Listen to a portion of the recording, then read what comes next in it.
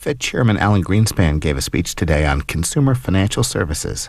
It's 20 minutes from a Federal Reserve conference on consumer affairs. Alan Greenspan, it is often said, needs no introduction. I beg to differ. If you stop a person on the street and ask them what comes into their mind when they hear the name Alan Greenspan, they are likely to say money, or interest rates, or perhaps irrational exuberance. These responses are entirely sensible, but they do not do the man justice. I'm speaking about a man who used to play the saxophone for a living, a man who actually knows how an ingot of pig iron becomes a sheet of stainless steel. I'm referring to a man who can identify all of Mozart's symphonies from hearing just the first few measures. A man who has loved the game of baseball since he was a boy. I'm talking about a man who knows a good conundrum when he sees one. A pundit once said that an economist is a person who knows the price of everything and the value of nothing. That definition does not describe the Alan Greenspan that I know. The Alan Greenspan that I know has a deep appreciation for the human spirit. He believes that educated and well-informed people are capable of making good decisions for themselves and their families. He appreciates the power that financial markets have to generate new products and services to meet the evolving needs of our diverse population. Alan Greenspan has always supported programs that bring the best talent in the Federal Reserve System to bear on important topics of consumer protection, lending discrimination, and competition. Alan Greenspan is not here today because he has to be here, but because he wants to be here. Please join me in welcoming Federal Reserve Board Chairman Alan Greenspan.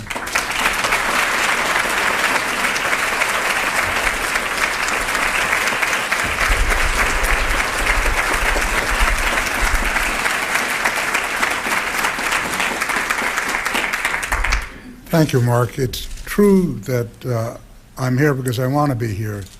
But one of the reasons I want to be here is I always enjoy Mark's introductions. It's certainly a pleasure to be with you today to conclude your discussions about our dynamic consumer finance market. Our nation's vibrant financial services industry is remarkable in many respects, with myriad providers offering consumers a broad range of transactions and credit options. The industry is central to the functioning of our robust consumer sector. Therefore, it is essential that policymakers, regulators, bankers, researchers, and consumer groups remain fully engaged in monitoring developments in the consumer finance market and continually seek better understanding of the strengths and weaknesses of the financial services industry, including how well it serves lower income and underserved consumers. A brief look back at the evolution of the consumer finance market reveals that the financial services industry has long been competitive, innovative, and resilient. Especially in the past decade, technological advances have resulted in increased efficiency and scale within the financial services industry. Innovation has brought about a multitude of new products such as subprime loans and niche credit programs for immigrants. Such developments are representative of the market responses that have driven the financial services industry throughout the history of our country. From colonial times through the early 20th century, most people had quite limited access to credit, and even when credit was available, it was quite expensive. Only the affluent, such as prominent merchants or landowners, were able to obtain personal loans from commercial banks. Working class people purchased goods with cash or through barter, since banks did not make consumer loans to the general public. However, more intense industrialization and urbanization during the late 19th and early 20th centuries dramatically changed the market for small consumer loans. Urban wage earners used credit to help them purchase the vast array of durable goods being produced by the new industrial economy, such as automobiles, washing machines, and refrigerators. Naturally, this growth in demand fostered increased competition for consumer credit, and most important, the development of new intermediaries to supply it. Early in the 20th century, many new organizations that focused exclusively on the needs of consumers entered the field, and the structure of consumer finance began to change dramatically. Semi-philanthropic groups called remedial loan societies were formed to combat the high-rate cash lenders. So-called Morris Plan banks, which made loans based on savings plans by borrowers, and the first credit unions, accessible exclusively to consumers with a common place of employment, soon followed. By the 1930s, a wide array of lenders served consumers, including credit unions, small local savings banks, and the nationwide network of state-licensed consumer finance companies. Savings and loans were created in large part because commercial banks and other local lenders would not make home mortgage loans. Hundreds of sales finance companies were formed to help manufacturers and retailers provide credit to their customers. Although commercial banks continued to finance merchants, manufacturers, and farmers, they were forced to turn more to consumer lending during the Depression, when their primary business sharply contracted. As these structural changes continued, market demand and growing competition amongst this wider variety of lenders spawned further innovation. As early as 1900, some hotels began offering credit cards to their regular customers. By 1914, gasoline companies and large retail department stores were also issuing credit cards to their most valued patrons. These first cards were simply a convenient way for good customers to run a tab with a particular retail business concern, since balances had to be paid in full each month. Later versions, introduced by retail giants Sears Roebuck and Montgomery Ward, allowed customers to pay their bills in installments, with interest charged on unpaid outstanding balances. This shift to revolving credit and another innovation, allowing one card to be used at multiple businesses, later generated increasing competition in the card industry. In the 1950s, commercial banks entered into the credit card business. Home mortgage loans, as we know them today, are a fairly recent product born of the failures of the mortgage finance system during the Great Depression. Clearly, radical change was needed.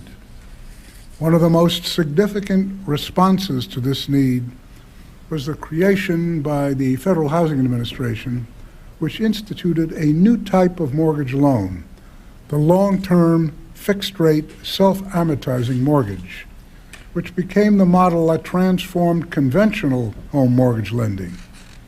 A whole industry, thrift institutions, grew up around this one product. The development of a broad-based secondary market for mortgage loans also greatly expanded consumer access to credit.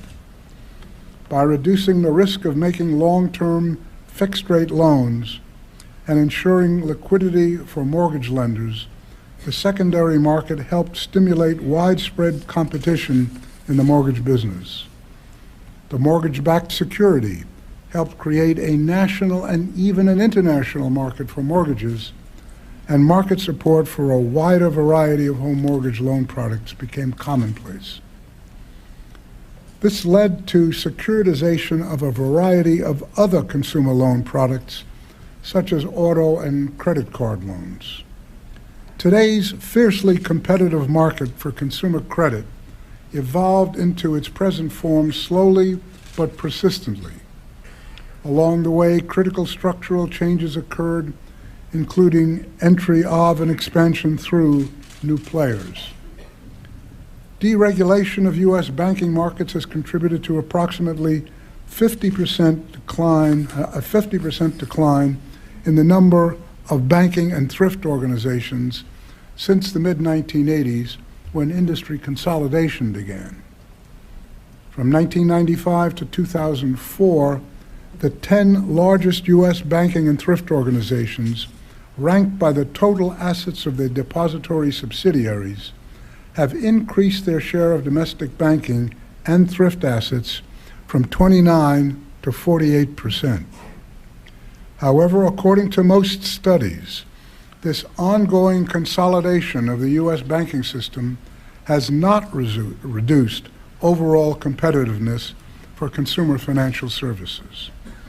When consolidation occurs, it is not uncommon for the merger to result in de novo entry to take advantage of any inefficiencies or transition difficulties of the newly consolidated enterprise. Over the past 5 years, for example, for every 5 bank mergers that have been approved, 2 de novo bank charters have been granted.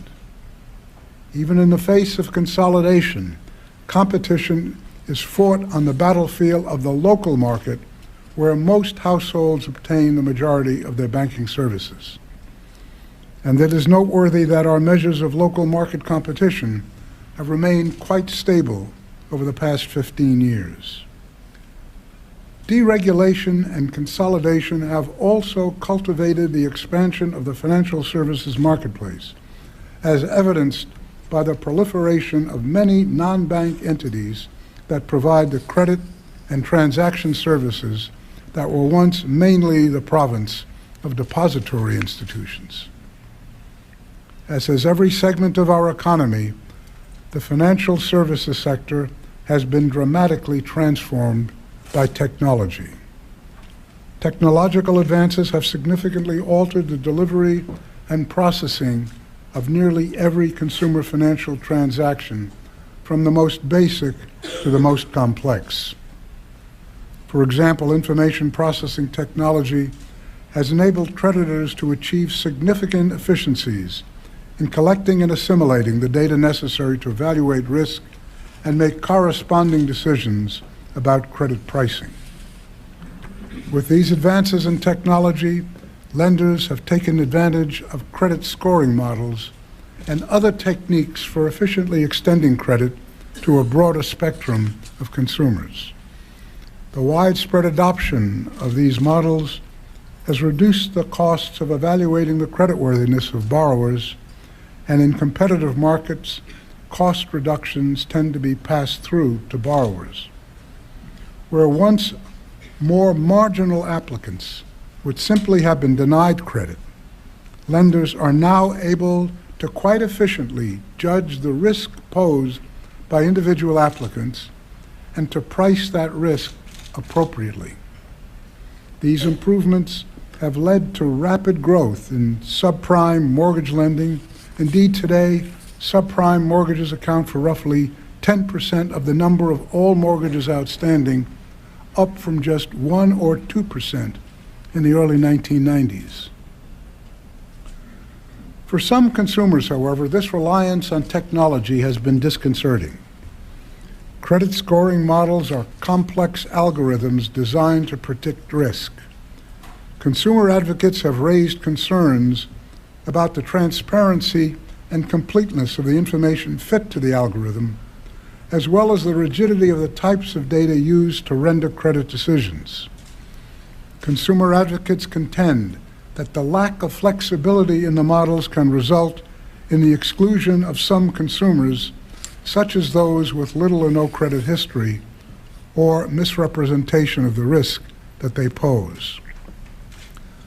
To address these concerns, some firms have worked to customize credit scoring systems to include new data and to revalue the weight of the variables employed.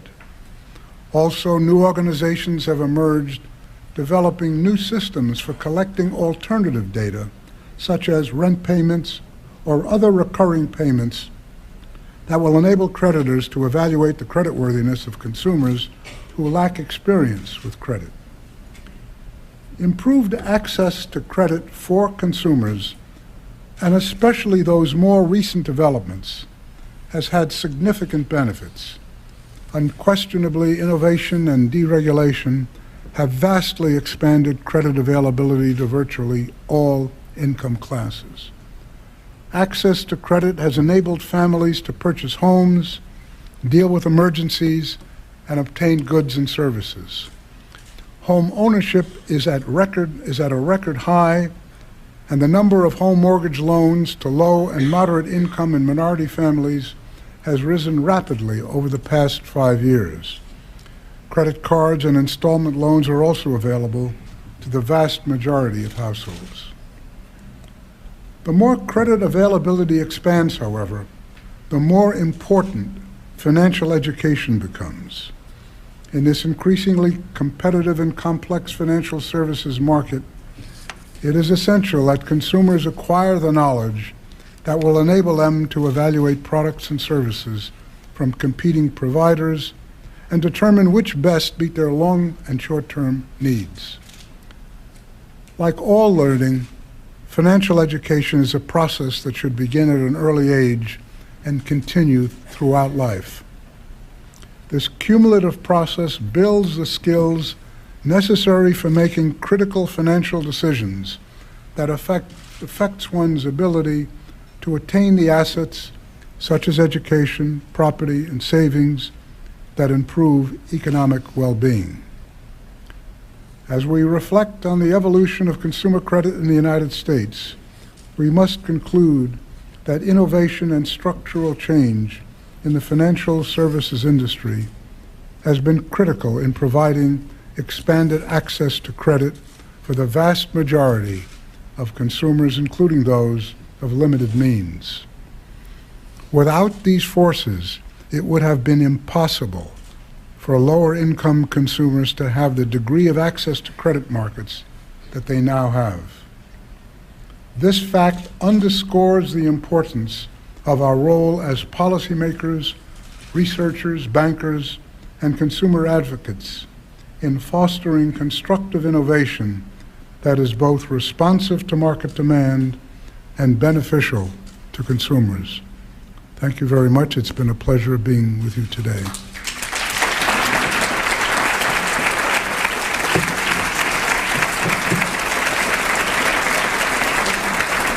Thank you very much.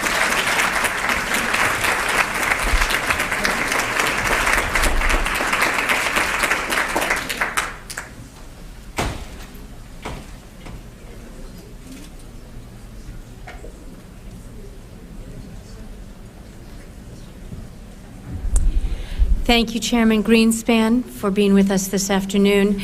And thanks again to all of you for being part of our conference. We're looking forward to the next one, and in the meantime, we're looking forward to the good work that you will be doing to help us get there. We are now adjourned.